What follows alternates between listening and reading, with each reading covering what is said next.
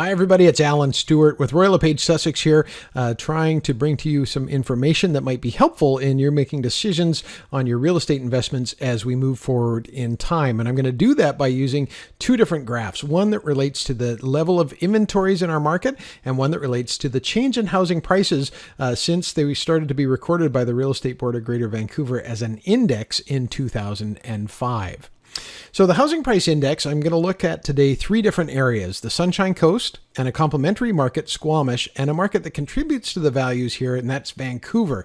There's no question that what happens in Vancouver has an effect in our market as well as Squamish, but it happens a little bit afterwards. As people start to generate a lot of equity in those markets, they start to extract it and move it into markets like Squamish and the Sunshine Coast.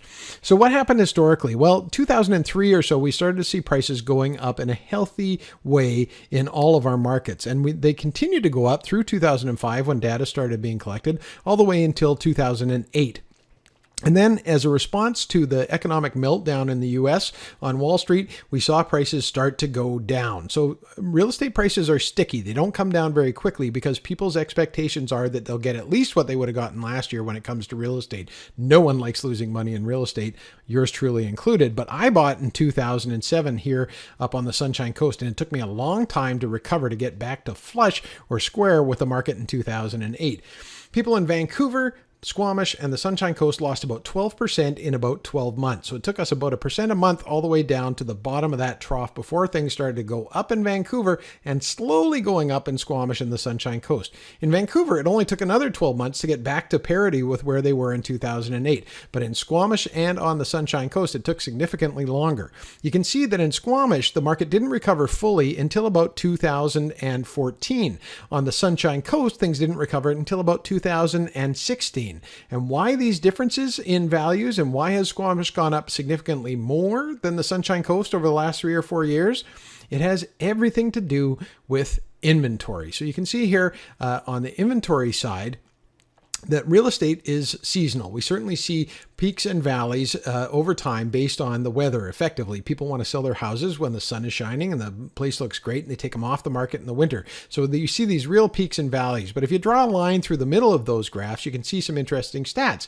Vancouver had been going relatively steadily down in terms of the number of detached houses available for sale. The Sunshine Coast, however, had been going up in terms of the level of inventory available. And if we turn off Vancouver, we'll get a better sense of that. You can see this continual building of inventory. We like to think on the Sunshine Coast of a healthy inventory level right around 400 homes available on the market.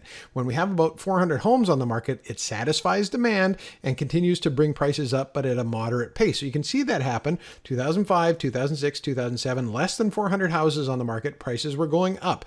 Then all of a sudden we had more than 400 houses on the market, prices started to go down. And you can see a similar trend in Squamish. They went up to a peak of houses in 2010, and then it slowly started coming down. We just kept going. So it wasn't until 2014 that Squamish started to see a dramatic downturn in houses and the amount of inventory available as a result of buyers.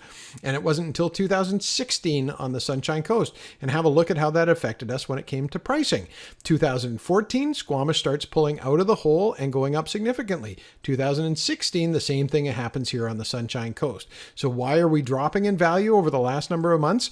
Inventory. You can see both of our markets, Squamish and the Sunshine Coast, are starting to climb again in inventory. And in fact, we crested over that 400 homes available in the middle of 2018.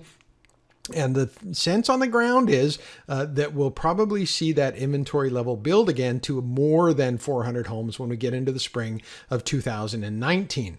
So given that, and I don't have a crystal ball, but my expectation is we'll see prices continuing to fall here for the next 5 or 6 months before they level out in the spring or summer. And it's really going to be dependent on how many people need to get their money out of the Sunshine Coast market. The good news for sellers is if you're selling in our markets and you're moving into a comparable market like Squamish or like over onto the Vancouver Island side, those markets tend to act similarly. So you would find the graphs looking similar to what we're doing here on the Sunshine Coast. However, if you're moving your money out of the area and into a different market altogether, it's really important that you maximize on your return. So it's going to be really interesting next year to see if we push over 500 houses for sale on the Sunshine Coast. And if we do, for sellers, not so good. For buyers, it's going to be more inventory available for you, but because prices are sticky, you might have to keep offering on houses until you find a seller that's willing to take your price. If you need anything, reach out to myself, Alan Stewart, or my partner, Rachel Manley. You can reach her at 778-229-7694. And if you want to talk to me, it's 604-740-2353. We'd be happy to help in any way we can.